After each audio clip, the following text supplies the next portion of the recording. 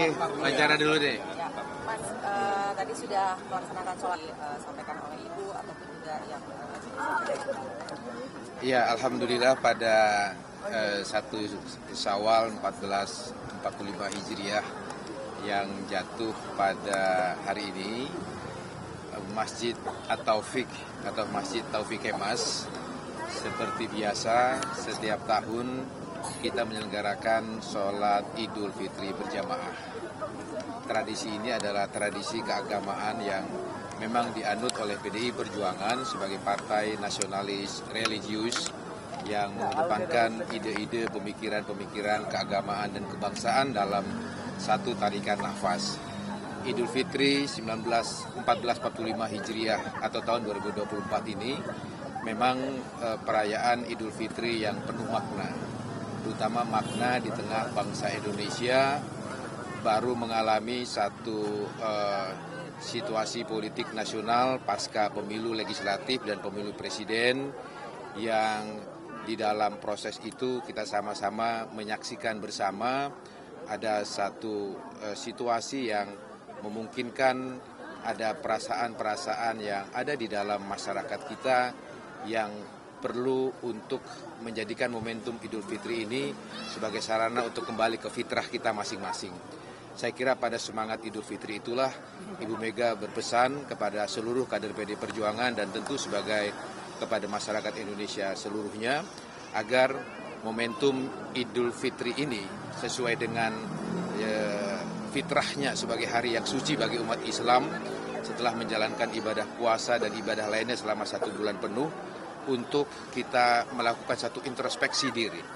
Introspeksi, kita lihat perjalanan kehidupan kemasyarakatan, kebangsaan dan kenegaraan kita selama 1 tahun terakhir ini dan kemudian jika kita menemukan hal-hal yang tidak patut, tidak layak kita lakukan baik sebagai sesama manusia dengan manusia atau antara penyelenggara dengan rakyatnya dan lain sebagainya, kita jadikan momentum untuk introspeksi, kita saling memaafkan dan kemudian kita memperbaikinya di hari-hari mendatang untuk tidak kita ulangi kesalahan-kesalahan semacam itu. Saya kira inilah semangat Idul Fitri yang patut kita ambil hikmahnya untuk keutuhan, persatuan dan kesatuan bangsa Indonesia di masa yang akan datang.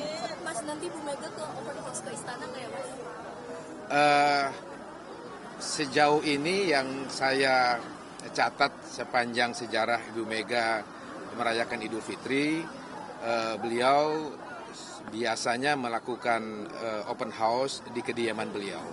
Ya, tetapi mungkin karena situasi seperti ini, open house yang beliau lakukan di rumah beliau di Teguh Umar 29 itu dilakukan secara terbatas, ya, artinya tidak mengundang secara terbuka layaknya pejabat-pejabat tinggi negara melaksanakan open house. setelah ini Mas Bas juga nanti akan ke Teguh Umar. Ya tentu semua keluarga besar DPP PDI Perjuangan dan kerabat-kerabat dekat saudara Ibu Mega, tradisi tahunannya kita bersilaturahmi berlebaran dengan Ibu Megawati Soekarno Putri. Rencananya jam berapa Mas nanti ke Teguh? Insya Allah setelah kami berlebaran dengan keluarga di rumah, kami langsung berlebaran dengan Ibu Megawati Soekarno Putri. Mas, ini kan Mas Bas tadi sampaikan kan ini jadi momentum rekonsiliasi gitu ya. Nah itu apakah yang digaungkan selama ini bahwa akan ada pertemuan dengan kubu rival gitu Pak Prabowo dan Ibu Megawati sejauh mana itu? Seperti yang berulang-ulang dikatakan oleh pimpinan-pimpinan PDI Perjuangan yang lain, Ibu Mega ataupun PDI Perjuangan tidak pernah punya masalah pribadi apapun dengan Gerindra dan khususnya Ibu Mega dengan Pak Prabowo. Hubungan pribadi antara kedua beliau itu sepanjang sejarah yang saya ketahui sangat baik hingga hari ini. Sehingga tidaklah tepat kalau dikatakan antara Ibu Mega dan Pak Prabowo harus melakukan rekonsiliasi karena tidak ada perpecahan di antara beliau berdua. Yang terjadi adalah sekedar kompetisi pemilu presiden yang itu kita sudah sepakati sebagai satu sistem bernegara kita bahwa setiap 5 tahun ada kontestasi pemilihan umum legislatif, pemilihan umum presiden dan juga pemilihan umum kepala daerah. Kita harus menganggap hal itu sebagai satu hal yang lumrah menjadi tradisi kita berdemokrasi. sehingga tidak pada tempatnya kalau kita harus mengatakan diperlukan rekonsiliasi antara Ibu Mega dan Pak Prabowo. Tetapi satu hal yang perlu kita ingat bahwa Undang-Undang Pemilu kita mengatur bahwa tahapan pemilu presiden itu masih belum selesai. Masih ada tahapan sengketa PHPU di Mahkamah Konstitusi.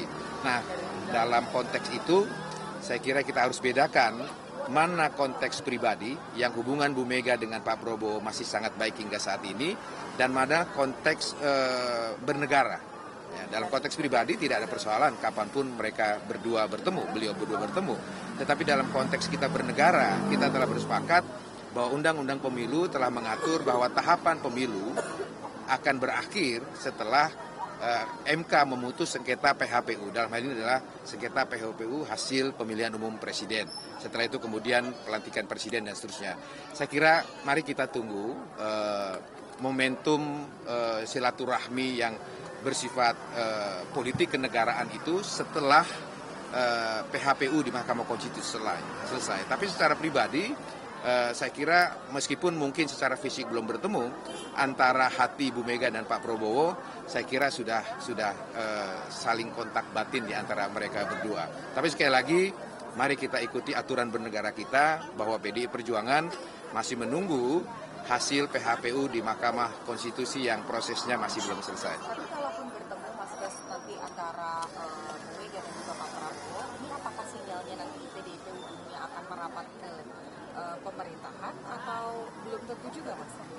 Iya, pertemuan antara Ibu Mega dan Pak Prabowo tidak melulu diinterpretasikan sebagai satu pertemuan yang harus menghasilkan kesepakatan politik untuk bisa bersama-sama di dalam pemerintahan yang jika nanti MK memutus Pak Prabowo adalah pemenang pemilu presiden, di mana PDI Perjuangan harus bergabung di dalam pemerintahan Presiden Prabowo kelak. Gitu. Karena di dalam doktrin politik PDI Perjuangan kita tidak mengenal istilah oposisi politik dalam sistem pemerintahan presidensial. Pancasila yang kita anut sebagai falsafah berbangsa dan bernegara kita pada esensinya adalah mengajarkan demokrasi gotong royong. Nah, demokrasi gotong royong itu tidak harus diterjemahkan bahwa bergotong royong semua di dalam pemerintahan. Ya, bisa saja kita sama-sama bergotong royong membangun negara Republik Indonesia ini, baik berada di luar maupun di dalam pemerintahan. Intinya kita sama-sama bekerja sama. Kalau kita di luar pemerintahan, maka kita akan bekerja sama dengan pemerintahan Prabowo kelak jika beliau dilantik menjadi presiden dari luar kekuasaan pemerintahan. Tugas kita di luar pemerintahan itu adalah mengawasi jalannya kekuasaan politik yang dipimpin oleh Pak Prabowo. Dan itu dijamin oleh konstitusi dan undang-undang MD3. Karena salah satu fungsi dan wewenang Dewan Perwakilan Rakyat Republik Indonesia adalah wewenang untuk mengawasi jalannya kekuasaan pemerintahan negara. Tetapi sekali lagi, di dalam doktrin politik PDI Perjuangan, hal-hal yang menyangkut kebijakan strategis partai sepenuhnya menjadi hak prerogatif Ketua Umum PDI Perjuangan. Sehingga pada akhirnya kami kader-kader PDI Perjuangan, terutama kami di Dewan Pimpinan Pusat, akan menunggu bagaimana sikap politik terakhir yang akan Ibu Megawati Soekarno Putri putuskan kemudian. Apakah berada atau di luar pemerintahan Prabowo Subianto, itu sepenuhnya menjadi wewenang yang dimiliki oleh Ibu Megawati Soekarno Putri yang diberikan oleh Kongres PDI Perjuangan yang kita sebut dengan hak prerogatif. Begitu. Kapan Pak pertemuannya Pak? Ya? Kapan pertemuannya Pak? Pertemuannya tentu sekali lagi tadi saya katakan kalau dari garis politik yang diarahkan Ibu Mega kepada kami, biarkan proses ketatanegaraan kita yang diatur oleh Undang-Undang Pemilu selesai. Apakah itu ukurannya? Ukurannya adalah keputusan Mahkamah Konstitusi tentang perselisihan hasil pemilihan umum presiden. Itu kita masih menunggu itu. Ya, tetapi mengenai realisasinya itu sekali lagi tergantung bagaimana Ibu Mega dan Pak Prabowo sama-sama memiliki hari baik, jam baik, dan menit baik untuk bisa bertemu. Tapi satu hal yang pasti yang kami pahami, Ibu Mega selalu meletakkan pemikiran dan sikap politiknya, meletakkan national interest, kepentingan nasional, kepentingan rakyat, kepentingan bangsa dan negara di atas kepentingan pribadi, kelompok, dan golongannya. Saya sangat yakin tentang hal itu. Oke, selamat. Pak Bas, mau nanya dong, tadi kan katanya Ibu Mega nggak buka open house di rumah. Nah, apakah ini artinya nggak datang ke istana? Karena kan Presiden Jokowi mengundang presiden-presiden terdahulu untuk ke istana. Yang saya tahu, sekali lagi saya ulangi, tradisi Ibu Mega di dalam setiap Idul Fitri, biasanya beliau menyelenggarakan halal bihalal atau berlebaran hari pertama itu terutama dengan keluarga besar beliau. Dengan putra-putri, cucu, kakak, adik, dan keluarga besar Bung Karno dan Haji Muhammad Taufik Kemas. Lalu kemudian kami, DPP PDI Perjuangan, dan orang-orang dekat atau keluarga dekat Ibu Mega lainnya, biasanya kami juga berlebaran di Tengku Umar, begitu. Mas, penegasan aja, ini kan ada informasi simpang siur yang mungkin konteksnya bukan pertemuan terkait dengan kenegaraan. Tadi kan dibilang ada opsi juga pertemuan yang sifatnya pribadi. Ada informasi bahwa Pak Prabowo dan Bu Mega ini juga akan bertemu di masa-masa Lebaran. Nah, itu informasinya betul atau enggak, Mas, di hari kedua Lebaran? Saya belum mendapatkan informasi yang pasti tentang hal itu. Tapi sekali lagi, kalaupun pertemuan itu dilaksanakan, tentu semangatnya ya yang ingin ditunjukkan oleh Bu Mega adalah bahwa secara pribadi sekali lagi hubungan Ibu Mega dengan Pak Prabowo itu sangat baik, tidak pernah punya ada masalah. Saya kira publik sudah mengetahui bagaimana dulu ketika beliau di Jordania, keluarga Taufik Kemas dan Ibu Megawati memfasilitasi Pak Prabowo kembali ke Indonesia, hingga terus hubungannya baik sampai sekarang ya. Tapi sekali lagi jangan kita campur adukan antara hubungan baik secara pribadi dan konteks kenegaraan ya. Saya kira Bung Karno juga mengajarkan demikian. Politik Indonesia itu juga harus mengajarkan sisi-sisi kemanusiaan seperti itu. Mari kita tunggu waktu terbaik lah untuk Bu Mega dengan Pak Prabowo bisa bertemu. Mas, begitu. konfirmasi, Mas. Katanya Minal aidin wal faidin, mohon maaf lahir batin. Saya harus berlebaran dengan keluarga saya di rumah. Terima kasih. Terima kasih. Mohon maaf.